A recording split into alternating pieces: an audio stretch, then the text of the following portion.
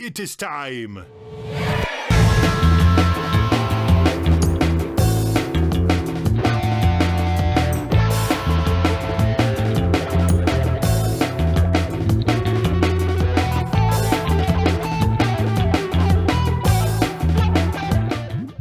Hey guys, welcome to Galaxy Jams Reacts. We're here with very special guest Dan Mason, and we're going to be listening to Vulfpeck.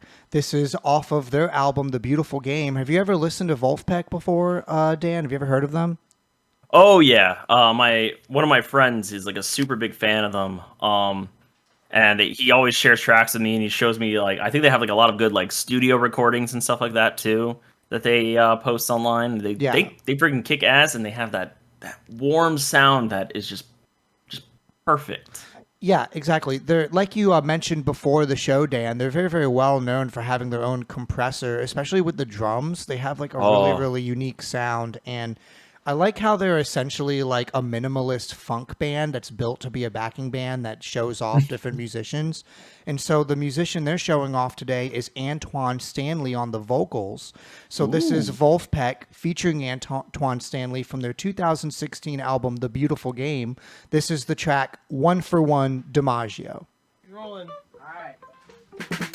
And I love how they record it like in a house too. It's great. Oh, I know. I love these studio like setup recordings. It's so cool. Yeah. Oh, dude, they fuck. They fuck hard. Yeah, this song is great.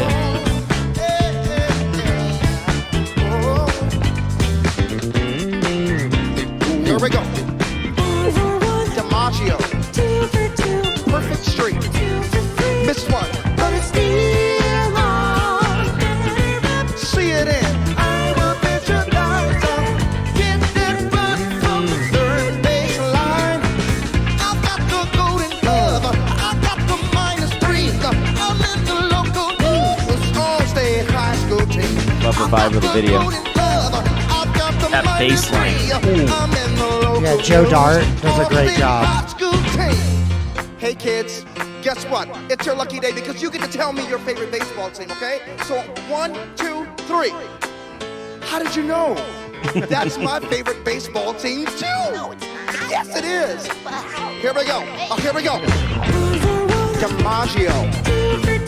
Perfect street. Mixed one, but it's still on. See it in. I will bet your eyes on. Get it right. That falsetto, on point. Swing, batter, batter, swing, batter, batter, swing, batter, batter, swing, Love that batter, key batter, lane. swing, batter, batter, swing, batter, batter, swing, batter, batter, swing, batter, batter, swing, swing, swing, swing, swing, swing, swing, swing, swing, swing, swing, swing, swing. Oh man, so Dan Mason, what do you think of this song? This song kicks fucking ass. It's like Sesame Street like Yeah. style. It does. Like, It reminds me of that every time I listen to this song.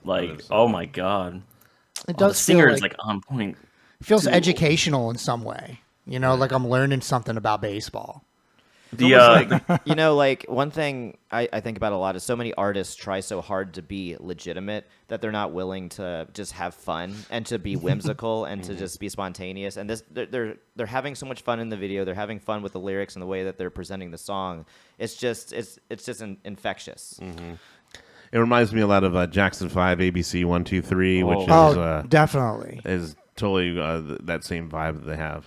Oh yeah. Yeah, and I think that's a great point that you made, Adam, because we were listening to some funk on a previous show, and it was such a contrast from listening to Prince, who's like hyper serious about his image and lyrics and like everything he does, and then listening to another funk band called Thumpasaurus, which is very, very, very just kind of like this like whimsical, not taking themselves seriously, but still really, really proficient. Yeah. And it's hard for artists to really find that balance between like, you know, is this really me? Is this going to sell? Is this really what I want to do? And balance that with like, you know, each other. Yeah, and that's the thing is so many people are so worried about selling right now that sometimes they literally lose the spirit of what they're trying to do. Yeah, and a song like this, I'm wondering how they wrote it. They're like, oh, like we're just gonna write this song like about this, and it's silly, and we're gonna do it in a basement. Like, how many bands would be cool with saying, hey guys, we're gonna film this like in a basement, looking like it's from the 70s, Clip art style, exactly, lyrics. and be like, oh, that's what I want to do too. So just for a whole band, especially of very, very, very prolific musicians like those guys, to get together and, all agree on the same thing is, especially something like this, it's insane. Doesn't it make you feel like you're 16 in like your drummer's basement again, just like having fun? Yeah. Definitely. Oh yeah. Except they're way better. Oh, Oh yeah. Oh yeah. 1998, it's the World Sillies in Cleveland. I went with my dad at Joe Table. Well, he blew it. So now I root for the New York Yankees with Bartoli Colon. He's throwing 101 in the ninth inning. Well, he's the best. Come on, one. Dimaggio.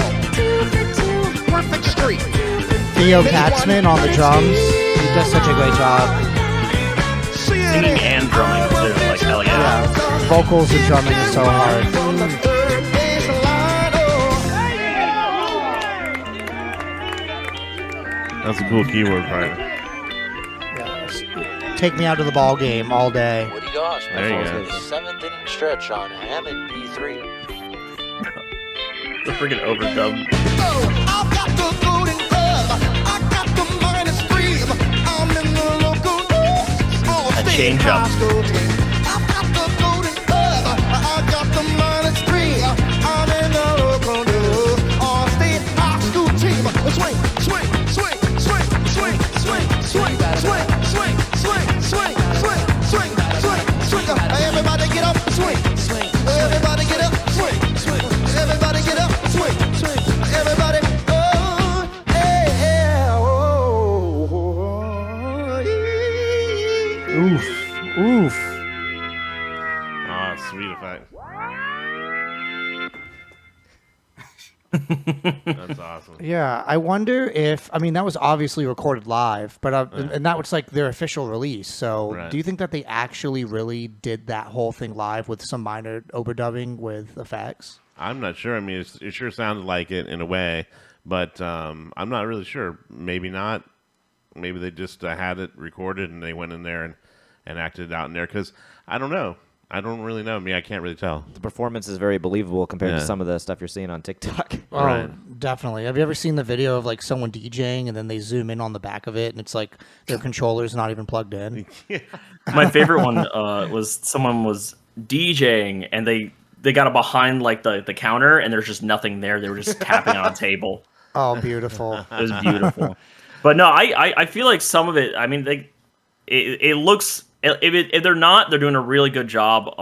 Being believable. Right. Being believable with it. And either way, someone's playing this music at some point, so it doesn't really matter. But there is some overdubbing. I think that effect that they did at the end there. I don't know. They were stopping the tape and then they let it go on, which would be Right. something you would do in post. I'm not sure. But I don't know if they're recording on tape or not. I'm assuming they do, It's knowing them. Maybe to get that warm sound that they have. Yeah, and like you said at the very end, it sounded like it was a quote unquote mistake, but I'm sure that either it was and they like left it on purpose, or they did that on purpose just to get that like I think, indie feel. Hey, this is a guy in a camera recording a band in their mom's basement. Type of. I mean, vibe. it was definitely on purpose. I feel Oh, it yeah, was just definitely. it sounded like they were like stopping the tape and then just letting it continue. So that's how I did that kind of thing. Right. Yeah, Because that's a tape stop sound. and right when Woody came in with that organ sound, they announced the sound. They're like, "Oh, here he is with the Hammond."